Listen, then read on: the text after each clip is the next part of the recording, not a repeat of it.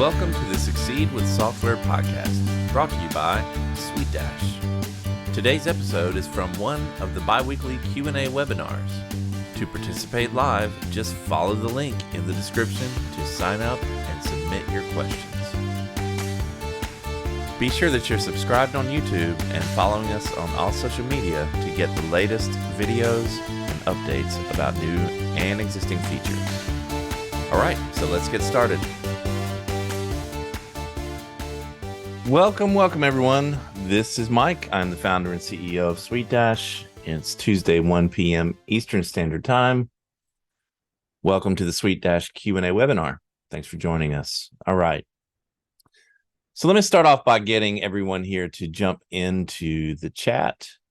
Let me know that you can hear me. Let me know where you're joining from. Let's see who we have here with their keyboards ready to roll. Let's see, I have some questions that we want to try to touch on today, and also some just some items that I want to point out. Find the chat, guys. Find the chat, or else I think I'm talking to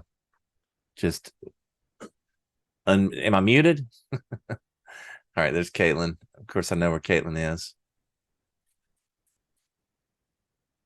All right. Well, then we'll just shut the chat down, maybe. Not going to make it. Nobody wants to chat today, or we'll just do it like this. All right, that's fine. Okay, so for those of you that are new to SuiteDash, I'll just go ahead and start as I normally do to encourage you to create a free trial. If you haven't done that, there's no danger there. It's your best possible way to get your feet wet in the platform and start to understand how it can be used to benefit your business. As you're doing that, you definitely want to check out the help documentation. This is where you want to just type your questions right in here in this search box, or you can interface with Kevin AI, who's powered by ChatGPT, trained on the SuiteDash help documentation. So this is a work in progress. You are likely to get some helpful answers here. There are some difficulties associated with ChatGPT in general that even huge corporations, I've been told and read that even huge Fortune 500 companies who are trying to use ChatGPT and AI in this way that we're displaying here are having the same issues as we are. And oddly enough, this is known in the industry as hallucinations. So artificial intelligence, smart as it is, has what are called hallucinations. And so Kevin AI is no different. And occasionally you'll get an answer that completely doesn't make sense, where the AI has borrowed, I'll say, some knowledge from some other source and included it. So if you see that, please just understand that for what it is. Apparently millions, tens of millions of dollars are being spent even by the largest corporations in the world to try to figure out how to prevent this. But as of now, still a poorly understood dynamic of artificial intelligence. So maybe you'll find that piece of information interesting, although not useful in our context, but it is interesting. Yeah. The machines are hallucinating, as they say. All right. Beyond that, you're welcome to get started. If you start your free trial, you'll be able to go right to Academy. Click Academy here. You'll see the SuiteDash Academy, where you can start in the SAT series, which is where we would always recommend that you start. And this is a series of lessons and videos. This is all constructed and built in our very own LMS. So this is exactly the kind of thing that you can build inside your LMS. We built it inside our LMS for you.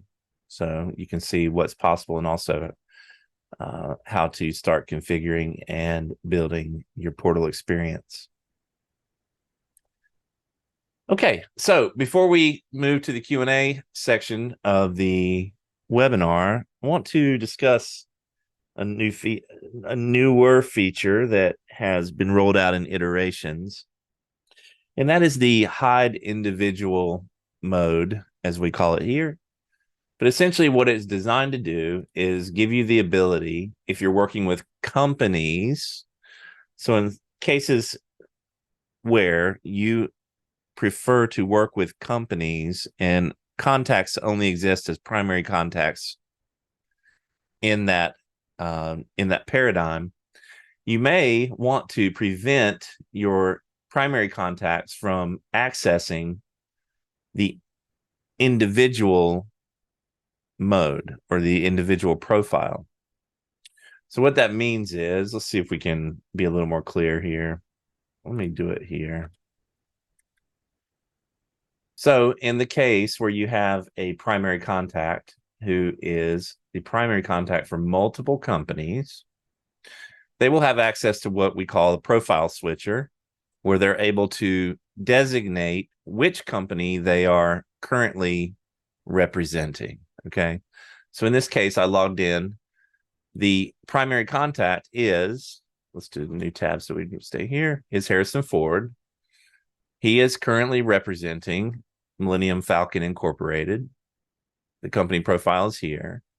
And the profile switcher is here. Okay, so Millennium Falcon, Harrison Ford. Now, if we were wanting to work with Harrison Ford in an individual way, meaning outside of his company, completely disassociated with the company, the bills would go to him personally. So think in terms of personal taxes, personal bank accounts versus company taxes, company bank accounts, which would be this. In this current, when this is activated, he is here representing the company, and he can operate as the company because companies don't have fingertips, companies don't type on keyboards, and companies don't run mouses. People do. And in this case, Harrison is here to do that on behalf of Millennium Falcon Incorporated. If you work exclusively with companies and you say to yourself, well, I'm never going to work with him as a personal person, and because he doesn't need my services as a person, he's only using me as a company, you may want to just hide this completely to avoid the switch, because when he switches into individual mode, all the invoices and portal experience that you have created for him associated with the company will cease to do that. I think I've already hidden this. So what you want to do is, instead of allowing this to be shown, you can sorry, let me see. Okay, here. You can hide. You can go into where is he? Second, right there. Sorry. Here's some forward. You can elect to hide the individual profile. Okay, we can do that in edit. So here in edit, you will see the company connections for this particular contact. This is the primary contact of this company.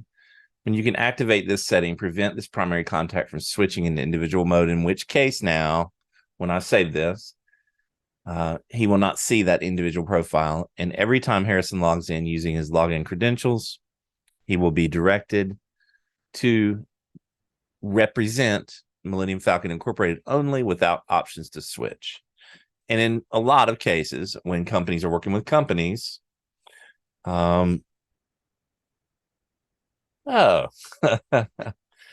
me finish my thought and then I'll reveal.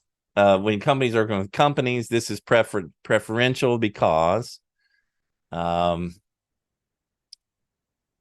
you just don't want to introduce that confusion factor. All right, let me let me reveal how my ineptness for today. All right, sorry guys.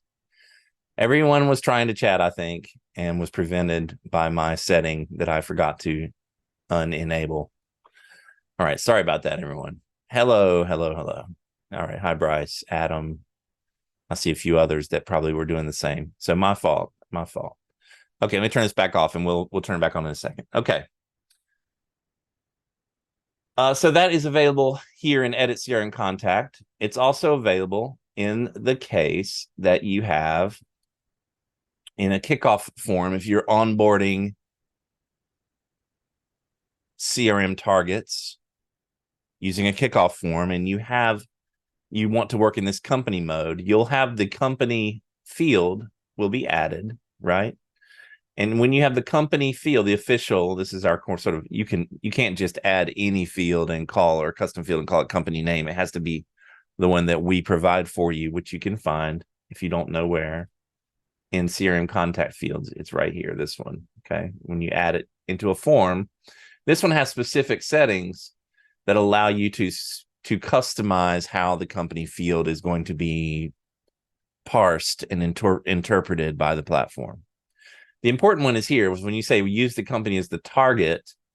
This is the mode that I'm saying that if you work just with companies and you want to work with companies and have companies become the target of your automations, and companies the assignee of your invoices, the assignee of your projects, you'll want to enable this. And if you enable this, and only if you enable this, as you see here, you'll get the option to prevent the primary contact from switching in individual mode, and you can enable that. And now, from the beginning, from the jump, this contact will never see that individual mode as they are onboarded. Okay.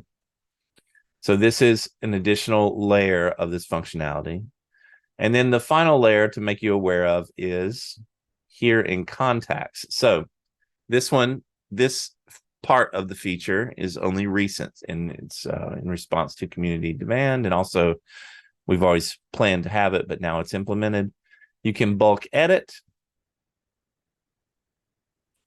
choose multiple contacts here, or choose by circles. You can be very selective about how you want to apply this. And then you can choose here to bulk modify individual mode visibility. And once this is activated, now you're going to tell the platform, do I want to disable this for everyone in this circle? In this case, you leave it off. If you leave it turned off, it's going to disable, as it says here, meaning disable the hiding. So they will have access to individual mode. And if you enable, it will prevent them from switching to individual mode. Okay. And now if I was to process this, it would take effect instantly on every CRM target in the circle of famous directors. Okay. Is that clear for everyone? The bulk edit edition, there's kickoff form functionality, and also when you're creating, the one other place that you will see this is in create company. So if I go to create company, and as I'm manually creating company, I have the option to also prevent in this case. Okay. All right. So I think that can be really helpful for those of you who work. Yes, Adam, that's correct. And in the case, Adam says this is helpful for some clients who aren't aware which profile they're signed into. In this case, if you set it up and use it to its full capability, they should never understand that there is another profile. The good thing is you can turn it off if somehow you run into a situation and they say, hey, I really enjoy your services. I'd like to use you for my personal side at my house or whatever it is. You can disable it and start to work with them in that way. And this is preferential because in cases where you have a company and a contact who are working as a company and then as an individual in two different ways, the invoices should be separated. They should be paid by different bank accounts. They should go into different buckets so that they can be treated properly by taxes. So this system is rather elegant in that it allows you to operate.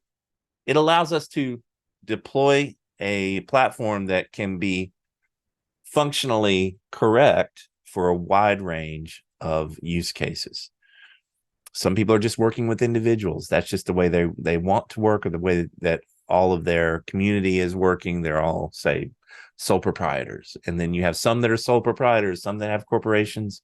Some of you are only working with companies. So this construction had to be flexible enough to accommodate all those scenarios and flexible enough to be adaptive when those scenarios change.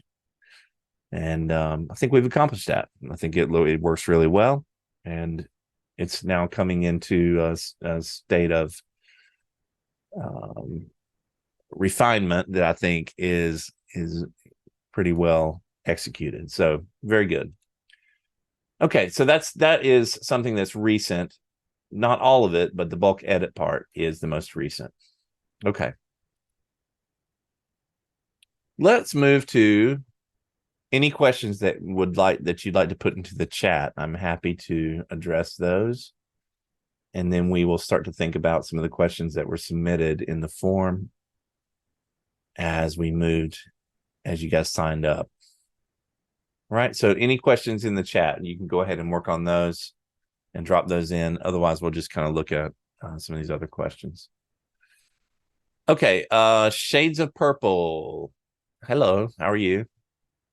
Do you have if you have a name, if you submitted questions that I can associate with, if you submitted questions when you're signing up for the webinar, let me know so I can try to associate and make sure we're answering all the questions. But nice to see you. Okay. Let's start with, I see. Oh, here's one. Let's see. Oh, these are, okay. Seen these, Adam. This is good. Okay, let's go with Adam's questions. He's here. He's ready. All right. Actually, I don't see him. Okay, thanks, Adam. That's good. Okay. All right. I do have these. That's great. Okay, so Adam says, are there plans to update the project's UI? Yes, Adam. In fact, we have mock-ups completed and ready for that. It's not a complete rebuild, but it's a functionally it's definitely it's a nice step in the right direction. Yeah, I think it's definitely an improvement. So I think you should look forward to that. So allowing us to change fields displayed on the project list page. You mean in the table, in the list, meaning columns or something like that, Adam? I think it's possible. Yes, you're looking to probably use custom fields in that way. Yes. Okay. So the problem, well, I won't say no, but it's hard for me to say yes for sure. The problem with columns is they're just not mobile friendly. Okay, they're just not. I mean, they're different. If you're running a big 22-inch, 26-inch monitor, it's great, right? Everything's spread out. But as soon as you go to a 13-inch laptop or smaller, things start to wrap. Things start to look not that nice. You can have a side scroll, horizontal scroll for the columns with a shift, scroll wheel on your scroll, and that does work. Yes. The advantage of columns is as you probably understand, is the filtering and sorting can be a little more powerful than a traditional, like a card view or a tiling view. So that's the trade-off. But, and especially when you start to roll in custom fields, for some people, those mean short strings and short text. For some people, it means a lot of text. So, but yeah, good input and good for me to understand. That's something that you're concerned with. So that's great. Allowing custom field updates for project custom fields through that's okay. So he says allowing custom field updates for the project custom fields through the update form. That is currently available, Adam. So let's just look at that so it's clear.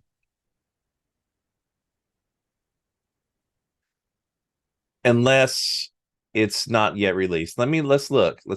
I think so. Yes. Okay.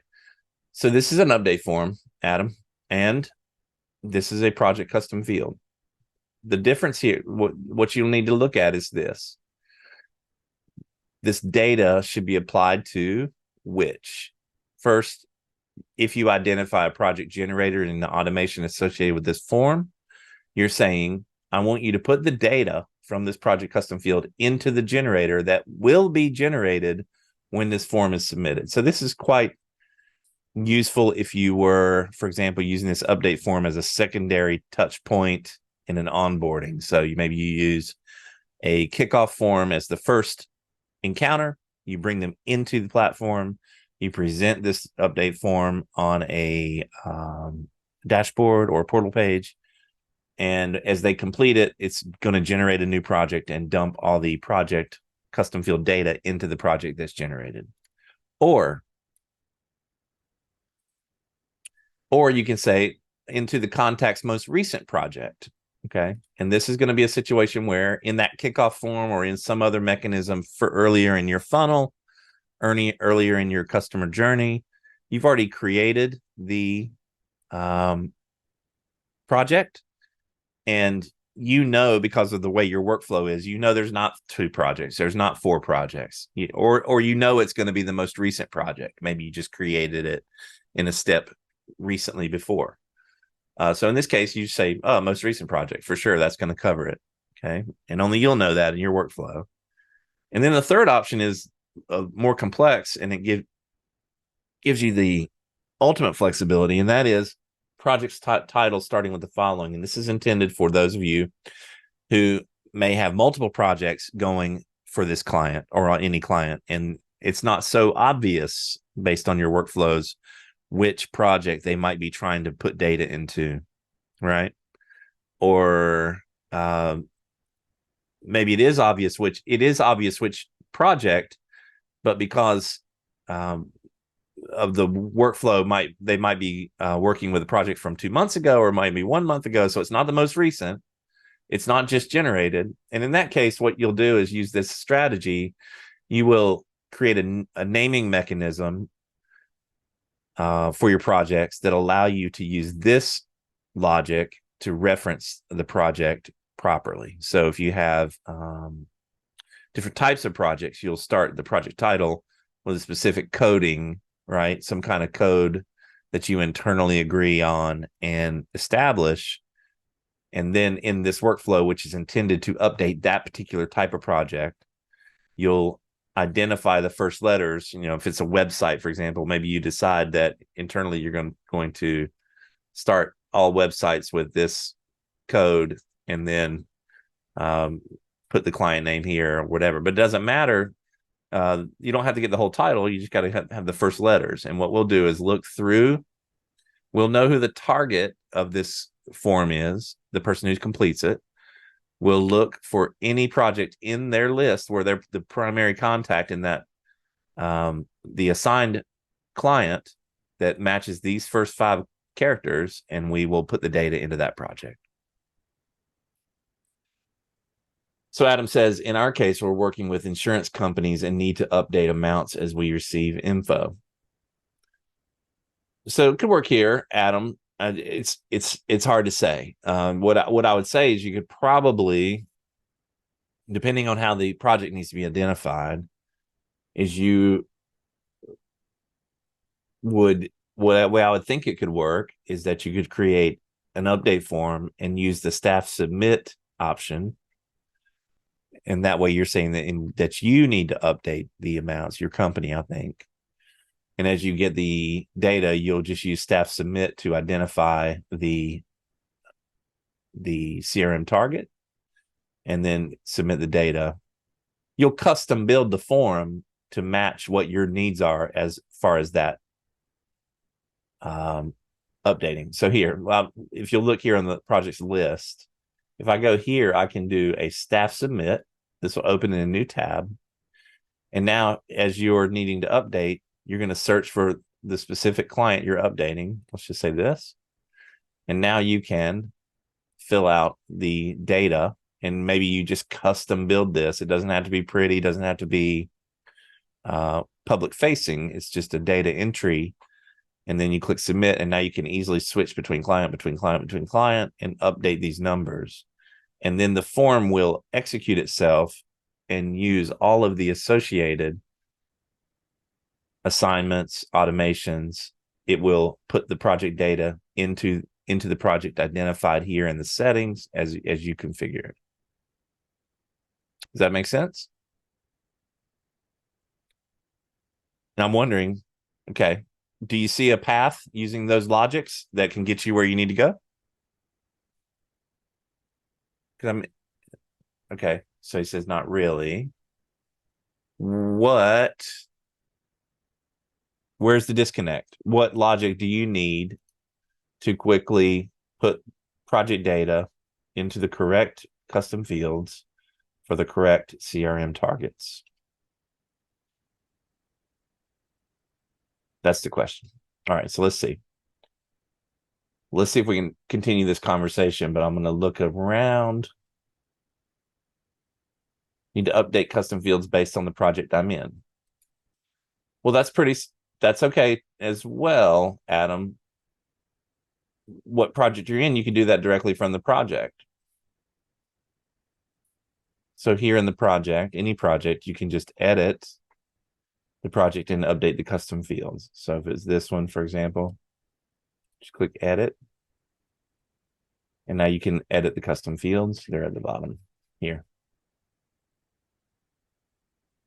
And if you're in a project, as you said, I'm just interpreting what I'm reading, and I'm trying to offer so let's just say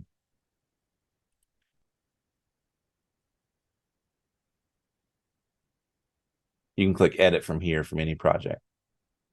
All right, so Adam says he understands that, but I have hundreds of fields. I thought a form would capture only the info I needed to update at a certain stage. I see. Uh-huh.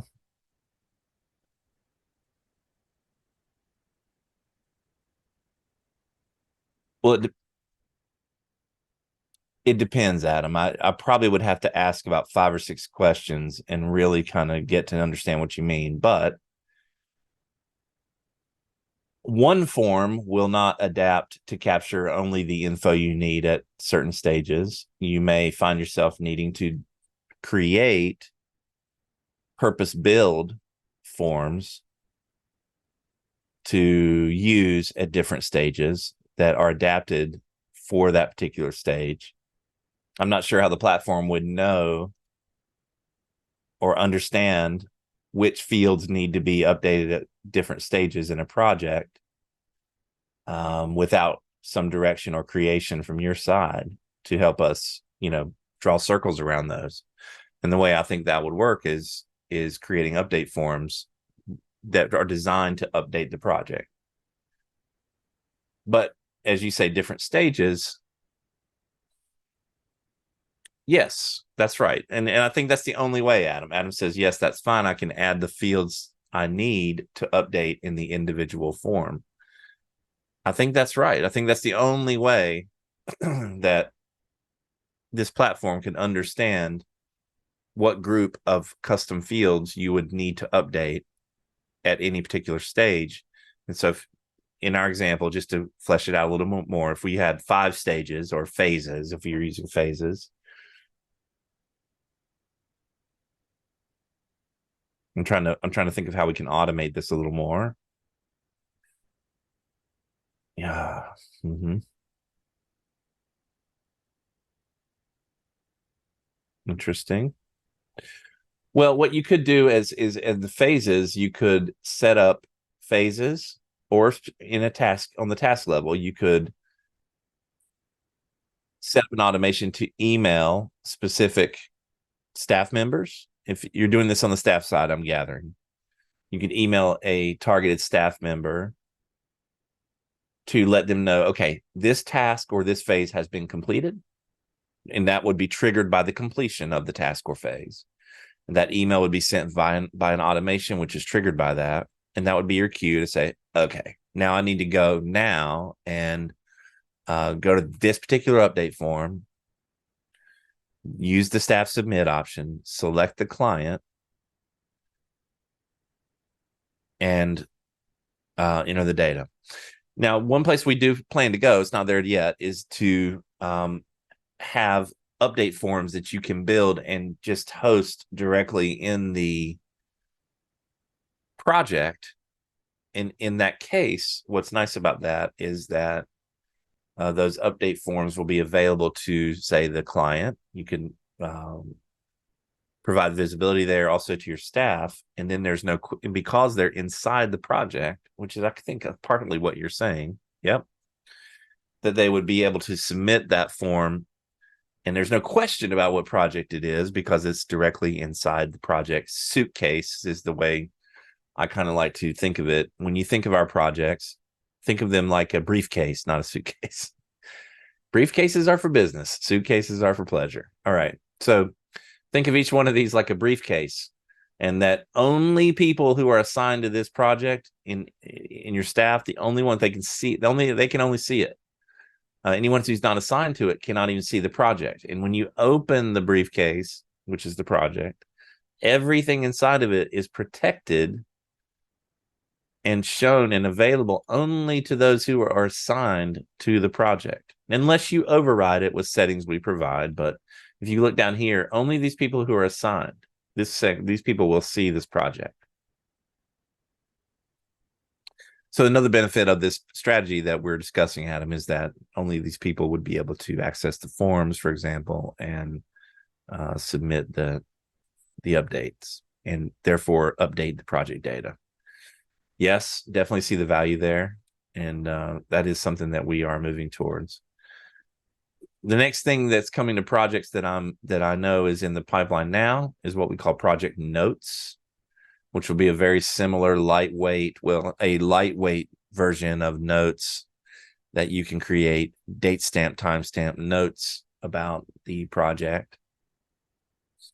And beyond that would be something like project pages or like a wiki, project wiki. And that is the construction. That's where the update forms would be embedded and available into those pages. So it's a little bit down the road as we extend here, but yeah, it's good to know we're heading. That's the direction you're thinking of. That'll streamline what you're needing to do, I think, pretty dramatically. And also, but just as a workaround now, Adam, let's think about this, right? You could create a portal page for each project. This adds a little bit of admin time, but it would help you. You can create a portal page for each project.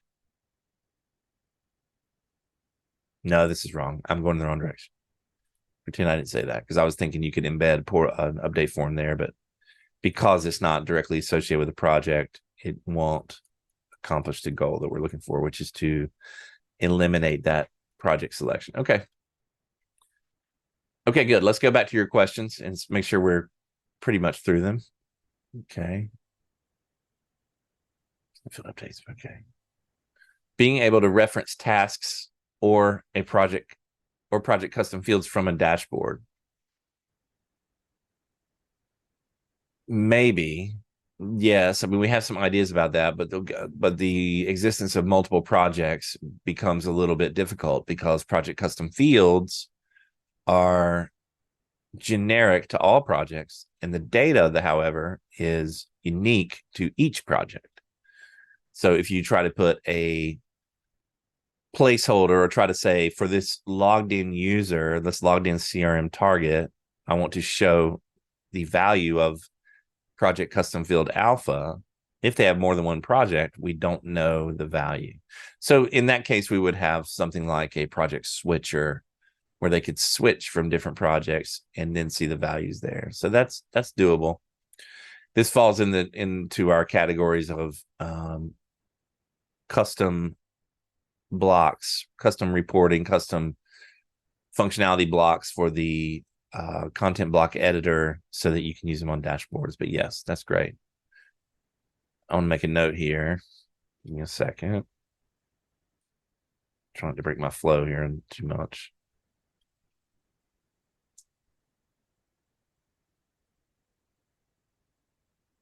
Project block.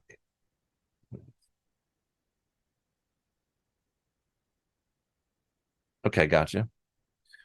Being able to sort/order custom field inputs in the project information tab. Okay, I think I know what you mean. In the you're referring to the information here in the if there's data here in this project description here. Yes. Yes, it's because you need this because you have hundreds of custom fields. I understand. Yeah. So you're looking for a little bit more of a, what if a search here would be probably the first useful thing that we could provide so that you could surface, not project description, tab next to settings here. This is the edit. Yeah. So in here, you mean you want to, okay, I understand. You want to sort the order of them. Interesting. Okay. So that would fall into a cat. That's good. Yeah, that's good. And something we could probably provide fairly quickly. When I say fairly quickly, I don't mean tomorrow or next week. But what I mean is more in the sense of, so imagine this if we treated, here's a quick edit for, we call this dynamic data view, and this is related to contacts and our CRM targets, contacts, and companies. But if we use the same UI and in a project and gave you this same UI that gave you the project, because these are all custom fields, or at least down here they are. And this allows you to set a favorite. If you set favorites, then you can reorder. So essentially you can create a really quick. Yeah. Okay. Gotcha. That's good too. I mean, it falls in line with the development direction. Project custom fields, as you probably are aware, are not new, but they are evolving based on feedback from users like you, right? So we've gone a pretty long way. We've made them so that you can populate them from all the forms. You can use them and deploy them and display them and those kind of things. But this is sort of a next level of that. So let's just say dynamic data view for project custom fields. Yeah, it's good. It's a good idea. And it's, again, completely in line with a direction that we'd like to go. And it's UI that we already have, so it's familiar and synchronous. So I like it. Yeah. Okay. All right. Good. Let's see. Got it. And allow us to generate a document, allowing us to generate a document from a project that uses project custom fields. That shouldn't be so difficult either. Using a document template, I assume that you're referring to. Yes, a document template. Okay, so from inside the project, then generating a document would just be a matter of, making that as a directive and then letting you select the document template, which you would have pre-designed to accept data. So you'll have all your placeholders in that document. And because it's coming directly from a project that you're inside of, and you're already in the briefcase, as we said before, we'd be able to properly and correctly identify the data source and make the merge and get you your document. So yeah, also, well done. That's right. That's right. Again, we're going in the right direction. We're thinking the same here. Although you're helping us by identifying real world use cases. One sec. Dynamic documents generated from project data. Source directive inside project. Okay. I won't go all the way into my my normal speech in this method in this place, but because SuiteDash is a generic platform, there's no way we can anticipate all the ways you guys will try to use this. And as we build tools, our policy is, in the way that our strategy is to build early iterations, get them out there, and then Be very, very quiet and listen and listen. What are they asking for? And these webinars are one of the primary ways that we found very useful things come to light, in the sense that you guys have great ideas and you're using the platform to solve these real world challenges.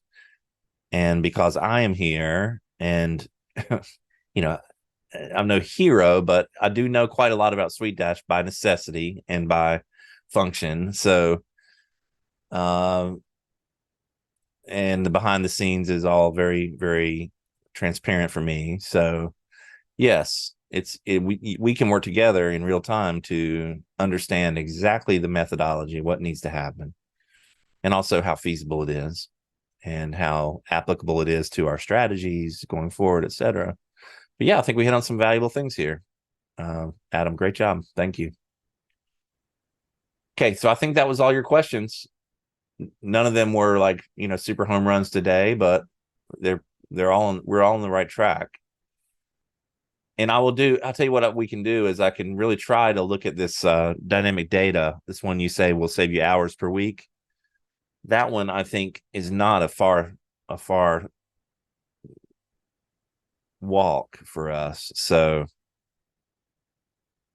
it's on my list. Let me see. That's the one I think you can get the most return from in the shortest amount of time for us. Okay. All right. Adam says, we'll get to some of these other questions too, guys, I promise. But let's see. We're going to have to hurry. Adam says, yes. Can you talk about a bit about HIPAA compliance and how you support it? We're a HIPAA compliant platform, Adam. We are certified in the ways that you need to be for HIPAA. And when you say how you support it, if you need a BAA, reach out to the help team. But in general, we do also have, just search SuiteDash HIPAA, and we have an entire page there that will allow you to move through that information. All right. Bryce says, when will we be able to implement dialing out and recording calls via integration with Twilio?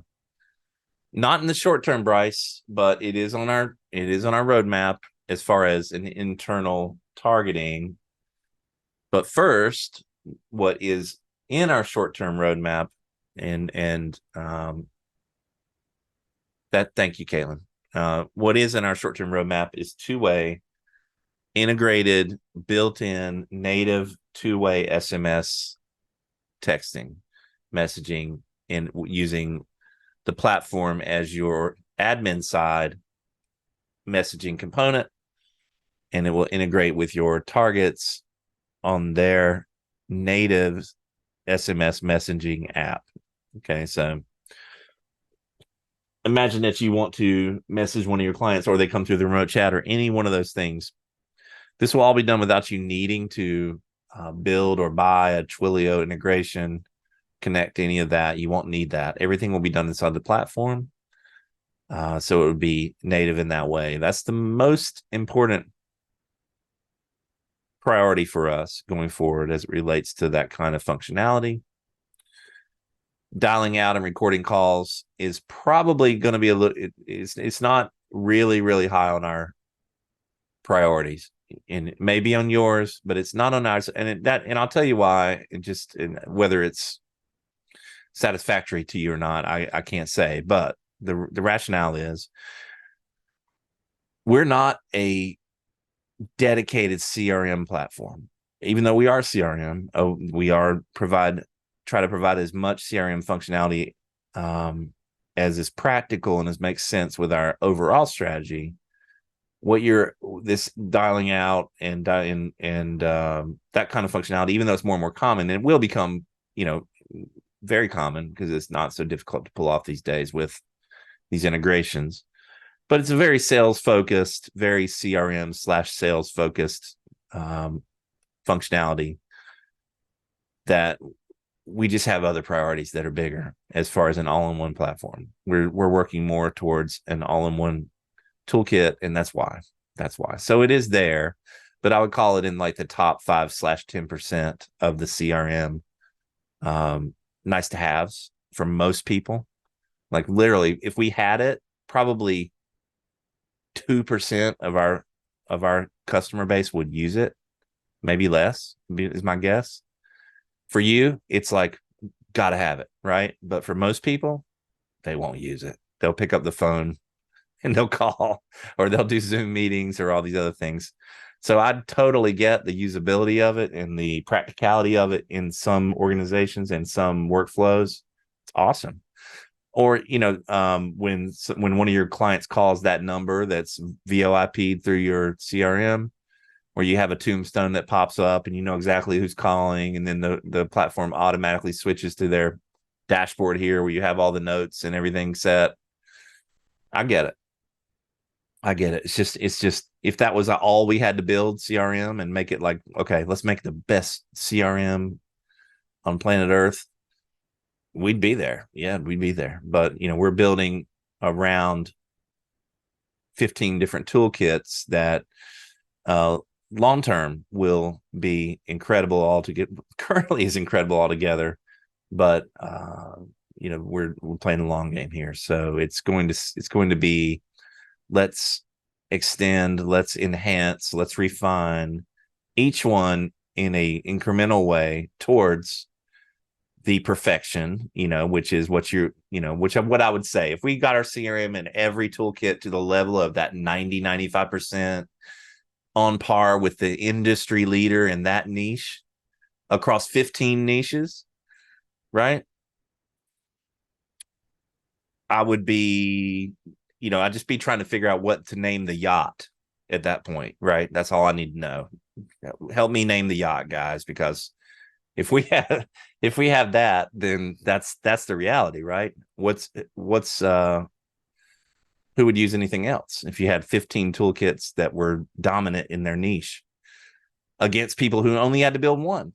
So it's just not, I get it. I'd love that. That'd be amazing. And I know right where that gives us something to shoot for. But that's the reason. Yeah. Thanks, Bryce. Yeah. I hope that's at least logical to you. But cool. But here's a ray of hope after all that, right? This SMS two-way integration I'm talking about is going to be built through Twilio, through that functionality, which means all those connections are already going to be very well used and very understood and very well implemented. So what comes after that? Well, yeah, you're right. They have an API and an entire integration for that next thing, including they have video meetings. They have all the things that you can plug right into. So once we have the entire infrastructure built for the SMS, extending it will not be a huge challenge. It'll just be the next logical step. So will it happen? Could it happen? Absolutely. Absolutely. Just a few other things in the way. Okay. Mitchell, how are you doing, sir? Mitchell says, any plans for custom field folders or forms folders for better organization? It's not awesome that we have mile-long forms custom field list to go through. That's interesting. Yep, we do have, as you know, custom field categories. Let's take one at a time. Let's talk about custom fields first. Custom field categories would be the very logical place to start to translate that into a visual representation of that. So as I think what Mitchell is trying to say is that if you open up custom fields, we could do a little bit of organization here in the sense of maybe a sidebar here with the different types. And then for all those that have categories, then there may be a videographer category, which would be a folder in your world or in that visual representation, and audio engineer, etc. And then uncategorized might be a folder. And this would give you a way at least to start to organize these into different visual organizational. Yeah, but you can always filter really quickly here. So in this case, I can just do a quick filter and get them all here, which is not too many more clicks than the folder, but I get it. And then for a forms folder, same thing. I mean, if you're looking for a forms folder, I think the obvious segmentation would be by kickoff, update, or general. And then the next obvious segmentation would be we could provide categories for them that would give you a way to put them into folders. And changing folders would be the equivalent of changing categories. But the advantage of categories in some cases is similar with tags, depending on the software you're using, is that you can represent them with more than one in case they happen to fit with more than one. So yeah, I think there's some pros and cons to each. But yeah, the filter is pretty well located. Boom, and then you just do a couple clicks and you're there. In places where we have more complex needs, and I'll just go to, like, say, my tasks, for example, or all tasks is a really good example. As a super admin, you can go to all tasks and you have every task that's not private to an individual. You have every task that's in the system. And so you can use these complex filters to filter out and then save that filter, for example. So you can have multiple filters saved and they're presented in a drop-down menu here. And you can even set one as your default. So you can create a complex filter, save it, set it as default. So every time you load my all tasks, it loads with the same configuration. So in places where the filtering becomes more than 1-2 clicks, as I showed before, I think this would be our strategy to let you create complex filters and save them and set a default, because 90% of the time, if not more, when you arrive at that destination, you're kind of looking for the same view, the same starting point anyway, right? Okay. Good, Mitchell. Let me scan for some other questions that were submitted that I might be able to answer quickly.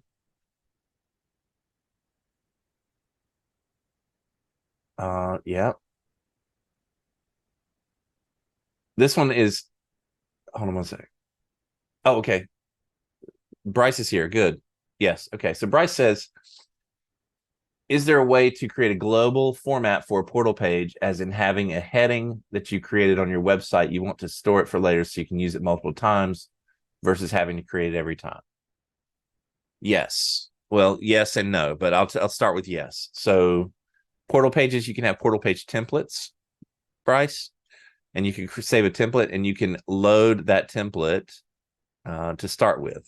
The disadvantage of that, and why we need more, while we'll have another construction on the way, here's your templates. If you want to create a new page, you can, I believe you can apply the template from here afterwards. Let's go here, load template.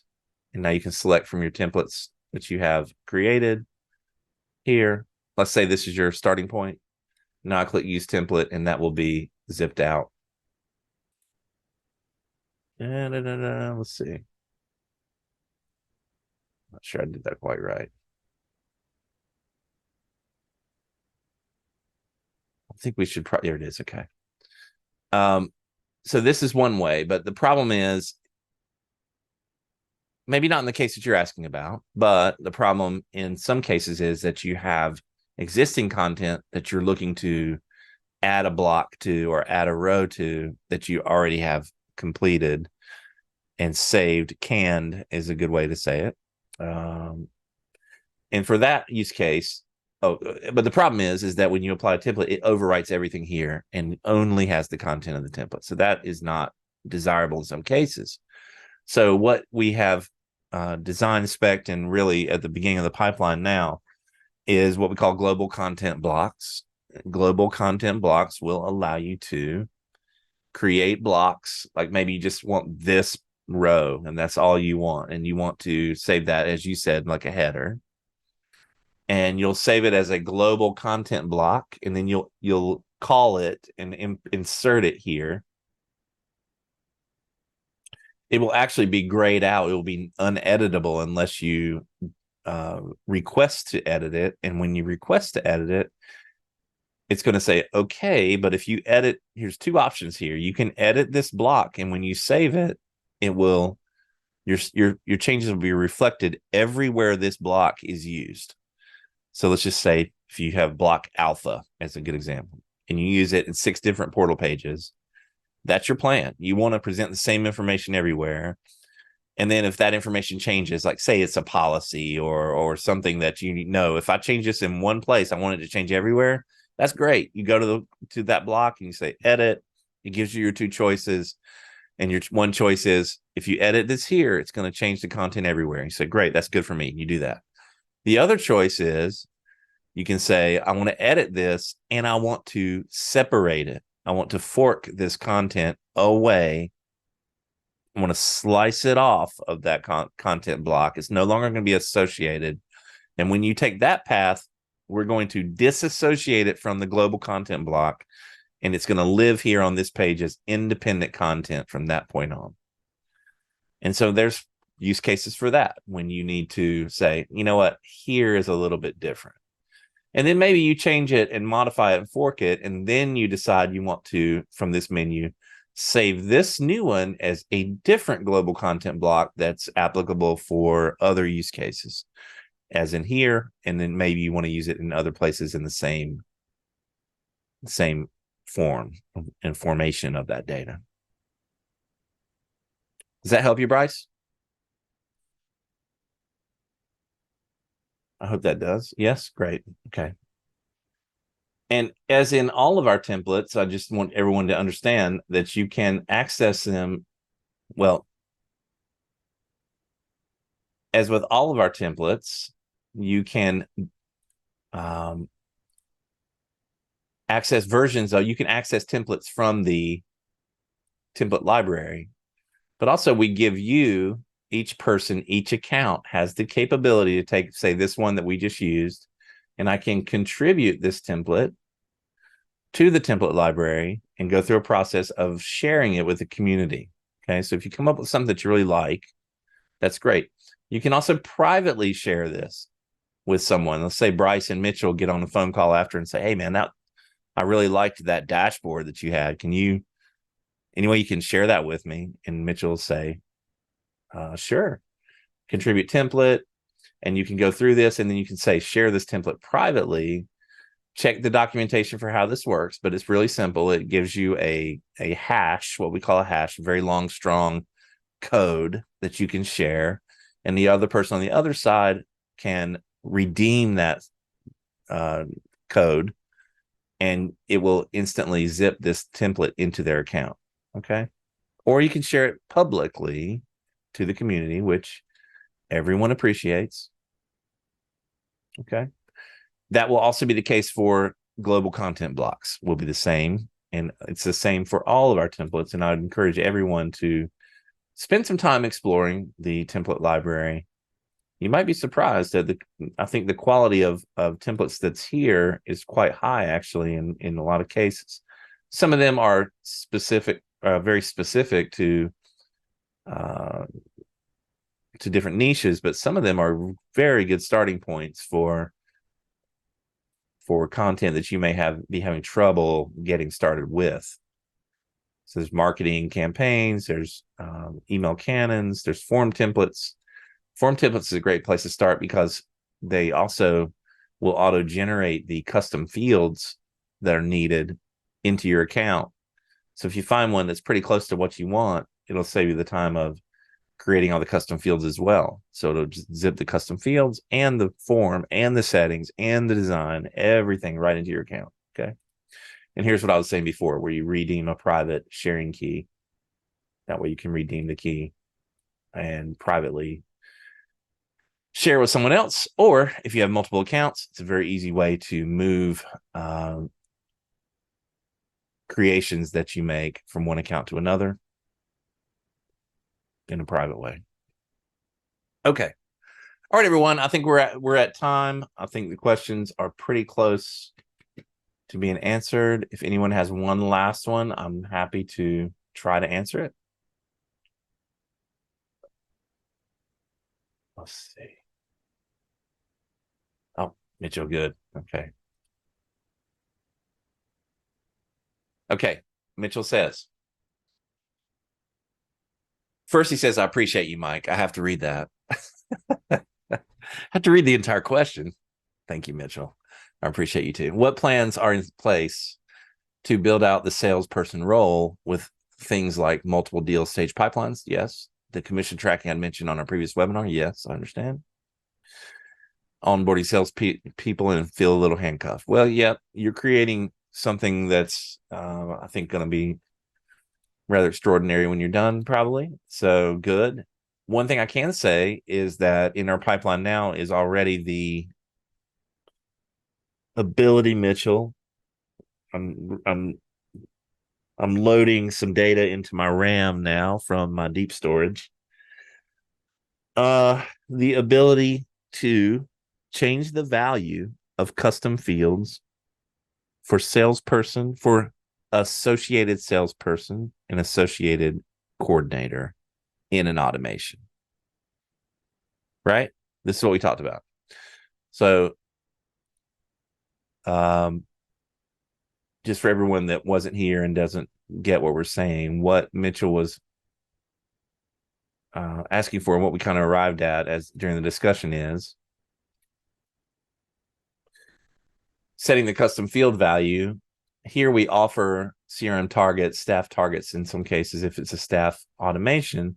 But what we decided that is possible is we could also target a salesperson and coordinator custom fields, meaning staff custom fields. But because we know the target of this automation in every case, each target has a directly associated salesperson and a directly associated coordinator. When I say salesperson, it's primary salesperson, because in shared mode, you can also have secondary salespersons. But the important thing to remember is we're going to be looking at who is located in the dashboard. When you go to that contacts or that company's, that CRM targets dashboard, who is the person identified here as a salesperson if they are, okay? So there's a coordinator and a salesperson. What we'll do in that case, Mitchell, is we'll look at the target. We'll bridge that to their salesperson or coordinator. We'll let you identify a staff custom field here, and then we'll change the value of the staff custom field based on your entry here. I believe that will give you one more tool to help you a little further, one more Lego to try to build things together. Multiple deal stage pipelines is definitely in our visibility in the future. Not super short term. We get some requests for that, and I understand the use case, definitely needed. In the short term, you can use deal stage categories to create uniquely target specific categories, but you can't vary the stages, which I understand. And that's the next steps there. Not super difficult, but just trying to look for the opportunity for that. But yes, in your case, I totally get it. Commission tracking. We're working towards that, Mitchell. We're working towards that. And it may be that we implement something that's a little more purpose built for that in addition to these other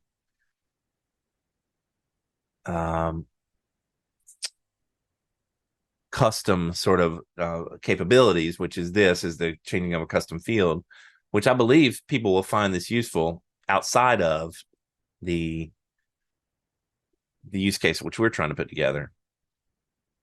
But I think we're getting closer. So if you had salesperson and coordinator custom field as a targeted capability, and you can use current value I